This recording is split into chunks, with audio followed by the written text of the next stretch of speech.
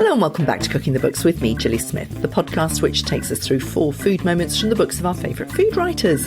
It's about all of life through the prism of food, and this week, in the last of this mini-series on Matrescence, I'm with mother of 4 and wife to Britain's most famous farmer, Helen Rebanks. There wasn't a break in the weather when those winds came and those great big snowdrifts came. So we were pretty cut off because we couldn't communicate with the rest of the world. Once the phone batteries went, they went. James Rebanks' phenomenal success with his books, The Shepherd's Life and English Pastoral, as featured on Cooking the Books, changed the way we look at farming. Now, Helen's beautiful book, The Farmer's Wife, from Faber and Faber, looks at the values of an old-fashioned way of life, rooted in hard work and mothering 4 children on their farm in the Lake District. I began by asking her why she chose that title, that pitch. So, yes, Gilly, I was very intentional about the title because I feel it's a hugely underrepresented voice in modern life, in our modern world. Society and culture has lots of people farming and lots of people doing farming, but I didn't feel in any way that I was seen in books and stories and TV, etc. And yes, there is Helen there, but I like layers in my work. I've got an art background and I wanted to sort of poke at the title of The Farmer's Wife as much as celebrate it. You know, we quite often think of it as an invisible kind of role. Oh yeah, and it's hugely stereotyped, isn't it? You know, the wife staying at home and baking and looking after the kids, which is a lot of my work, but I'm also somebody that cares deeply about all sorts of different matters, socio-political things and stories and literature and art and music. And I wanted to kind of look at that with the title as being a conversation starter as much as anything. In this mini-series that I'm doing about matrescence, I love that answer. I think that mothering is the most important job in the world. We are responsible for the next generation. The values, the time that we spend on instilling our values, on being there, on being present and being valued as mothers is possibly the most important thing. I've got 2 girls, you've got 2 girls and 2 boys, and it's really, really important that we change that story. And I think you've done it absolutely wonderfully. But it is a very old-fashioned take on it. And I want to start quite early on with your food moments. Your first food moment, marmalade, is actually about the women who have made you who you are. Set in a very old-fashioned, unchanged kind of world. Tell us about this. That's right. I wrote the piece about marmalade. For me, it's the first piece of writing I've done. As I started to think about creating this book, it very quickly became clear to me it wasn't about standing on the chair and stirring the pot and learning about food. There was lots of things going on in that messy, sticky kitchen, but what was going on was a dynamic between my mum and my grandma and a relationship there that mum had moved into a big old farmhouse. She didn't have any previous background in looking after a kitchen or cooking for a lot of people. She was really learning the ropes very, very quickly when she married my dad and came to live there. And my grandma was helping her sort of in a kind of quite traditional way. Like, this is the way we do things. We make marmalade at this time of year. The oranges come in and then we have a stock for the rest of the year.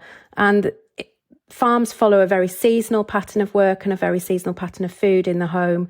And mum had to learn that. And it was my exploration in writing about that was trying to find out who these women were and who I was almost through that.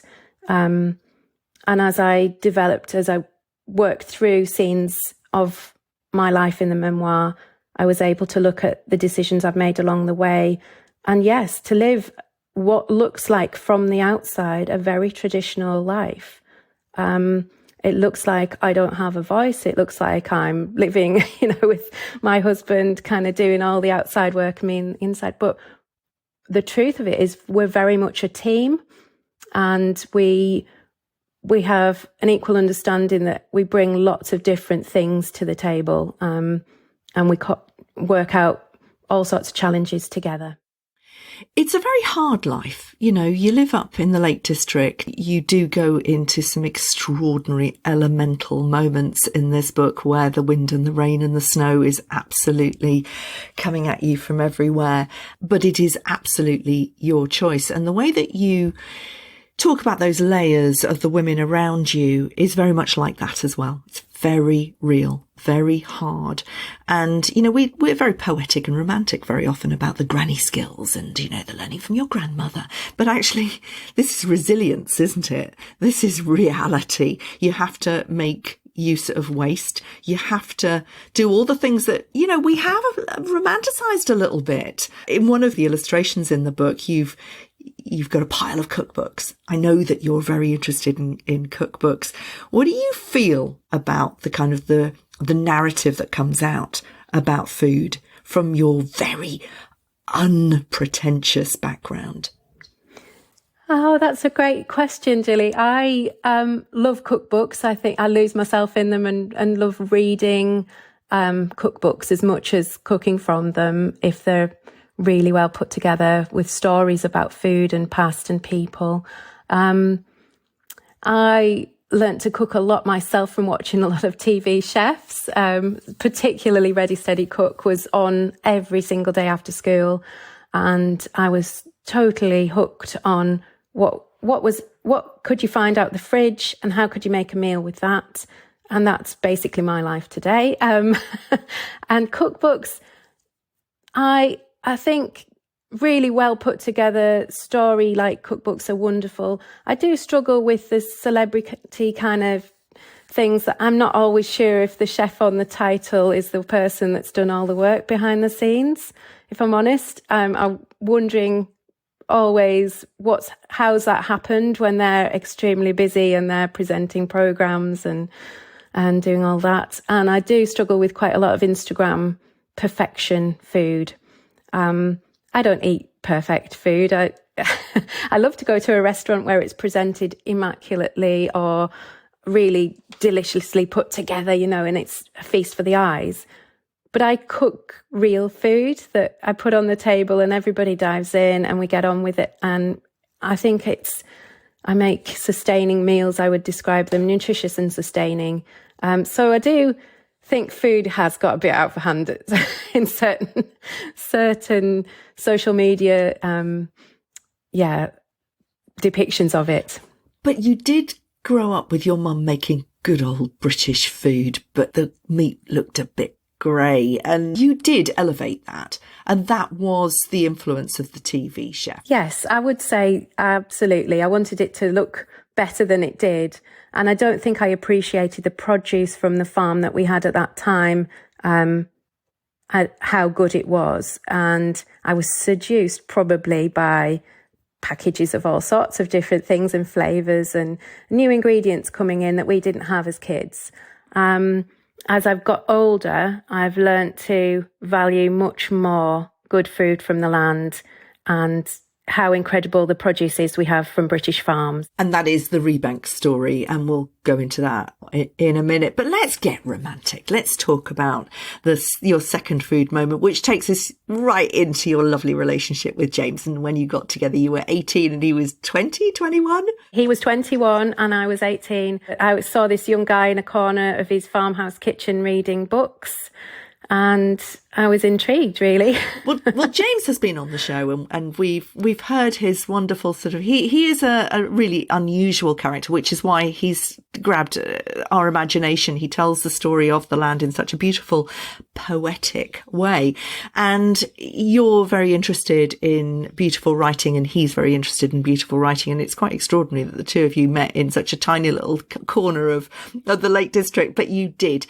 And you were reading Camus and he was reading you. Russian poetry all sounds absolutely beautiful. You painted and watched French films and he read books all the time. And the first meal that you ever cooked for James was something really quite exotic, actually, wasn't it? It's Spanish chicken stew, which I made last night and it was absolutely delicious. Fennel. wonderful exotic vegetables. But he didn't go for it, did he? I didn't really know that he didn't like a lot of flavour, and he'd ate very, very plain food as a child.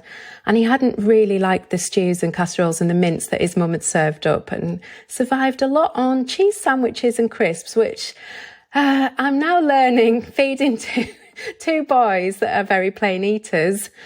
You know, what a struggle that is as a mum.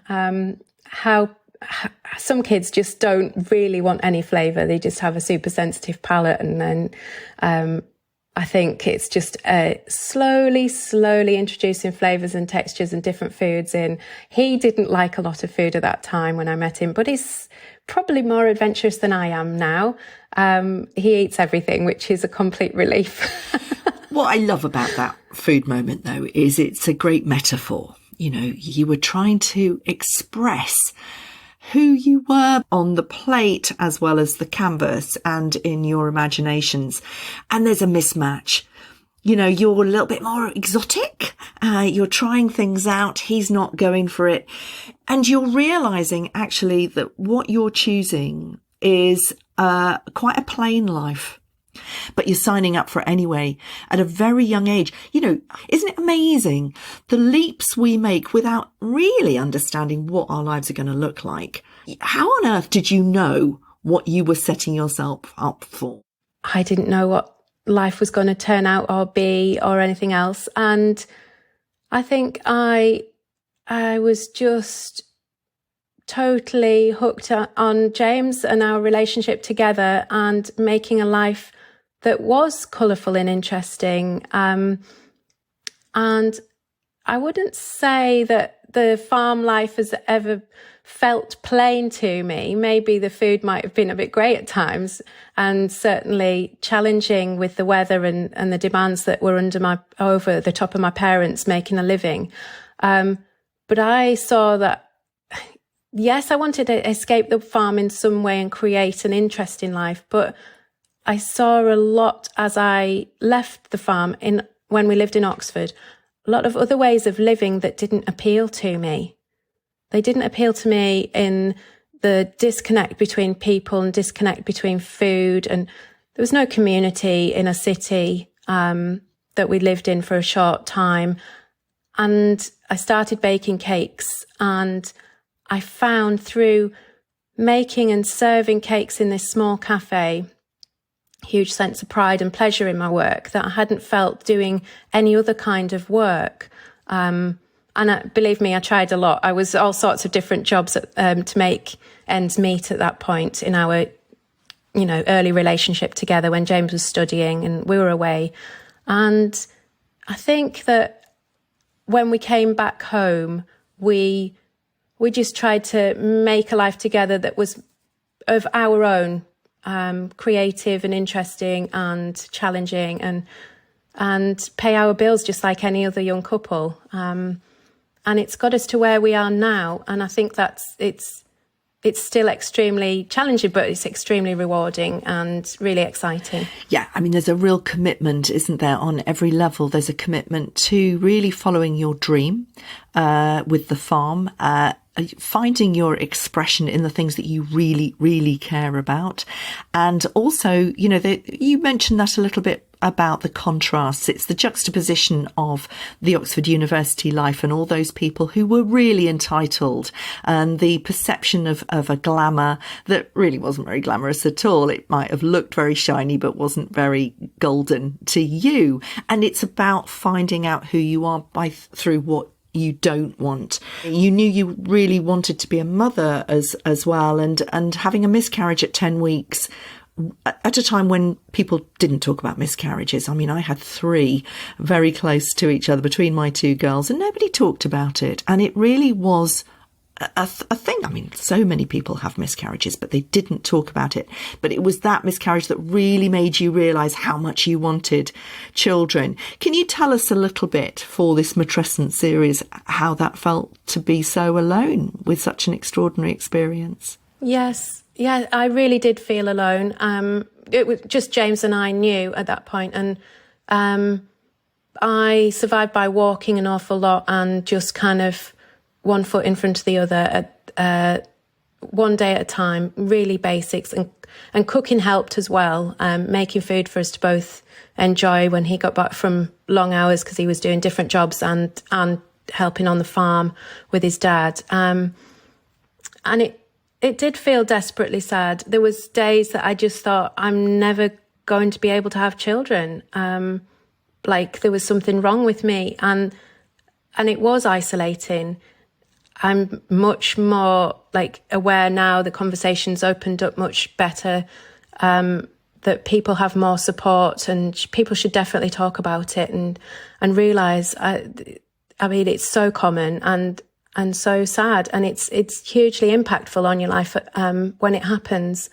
But the pull to become a mum was sort of visceral, really. I couldn't describe it any other way. It was like so important to me that any interest I had in anything else just fell away. And once I was extremely lucky to have a healthy pregnancy and a little girl quite soon afterwards. And once I had Molly, that was me.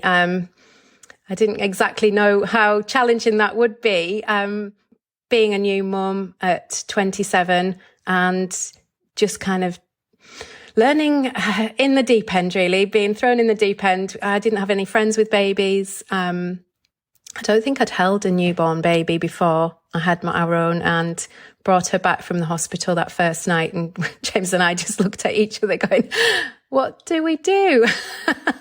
And there started my journey really into just looking after these 4 incredibly brilliant young people that I have in my life. I'm super, super lucky.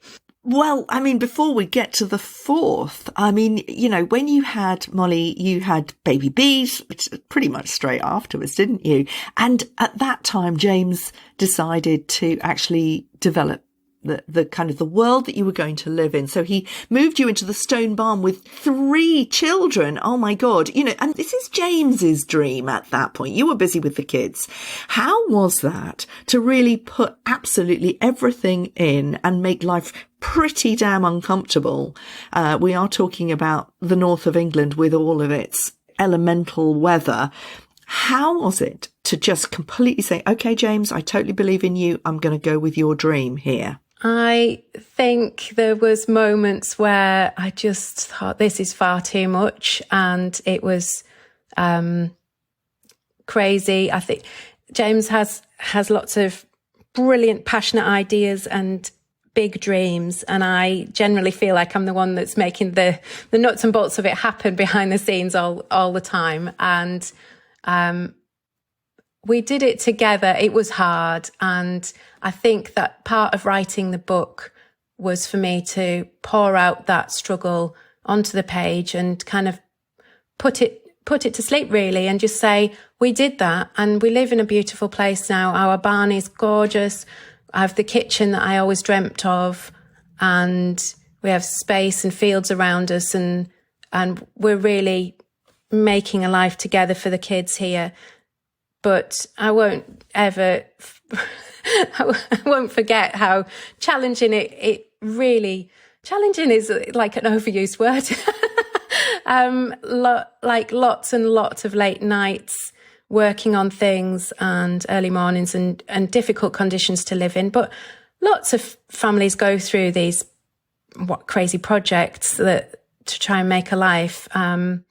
Well, hang on. I mean, let's talk about the beast from the east. I mean, a lot of us will probably remember that incredible storm. But tell us, from your point of view, what happened? So when the snow came, I wasn't exactly prepared for how much snow there was going to be. I think I'd seen forecasts of another bad storm. We'd just had some bad weather in the January, and I'd overstocked everything. I had so much in, and I was really prepared, and it only lasted a few days.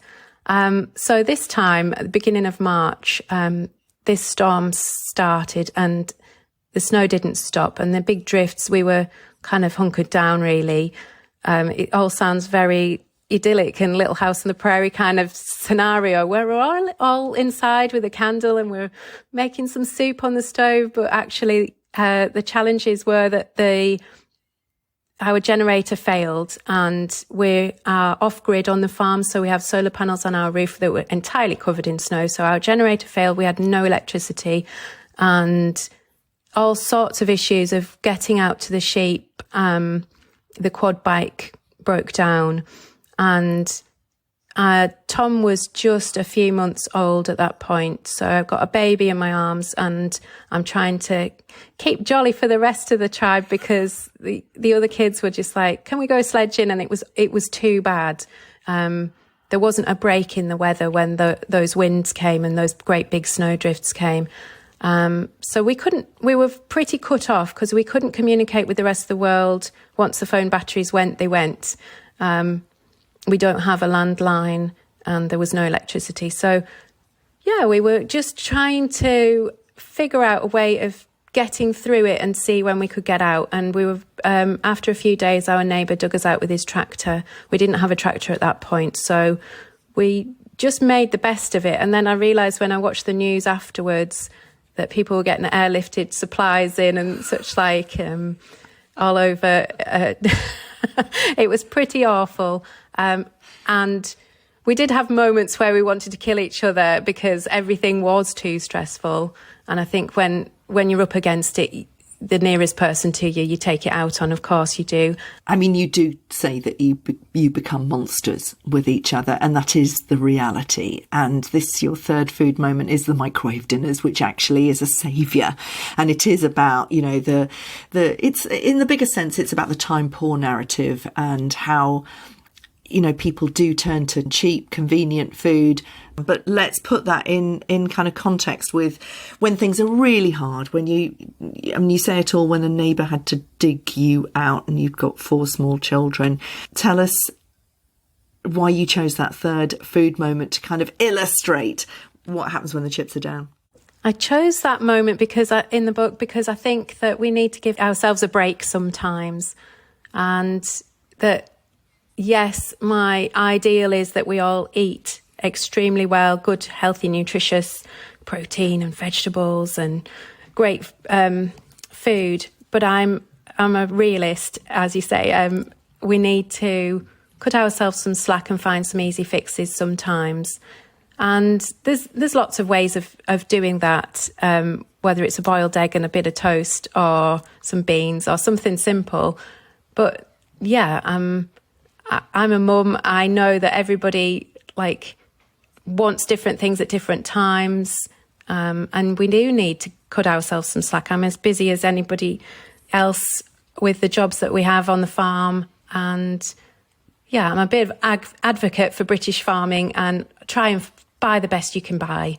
But also those moments when we can't do it, don't be too hard on yourself. There's a wonderful moment where you actually compare yourself with the running mum. Tell us about that and the big reveal. Oh, so that's a story at the end of the book where I am looking at taking the kids to school. We're running late, and I just feel completely downtrodden. I probably look at myself in the glass of the school door as I'm trying to wave the kids in, pack lunches and things going in with them, and my hair's hanging and I'm in an old coat, my jumper's bobbly, and I just feel completely fed up with my lot really at that point. And I see another mum running along the road, all in a gym gear, nice bright coloured trainers, looking fit and looking like she has it together. And I'm thinking, how has her morning gone so that she can get out on the road and be running? And I'm not a runner. I just wrote that piece about feeling completely miserable at seeing somebody and thinking their life they had it all together. And then later on, I realised that she was running because she was raising money for a charity to help families with infant loss. She'd lost one of her twins at birth, and I didn't know.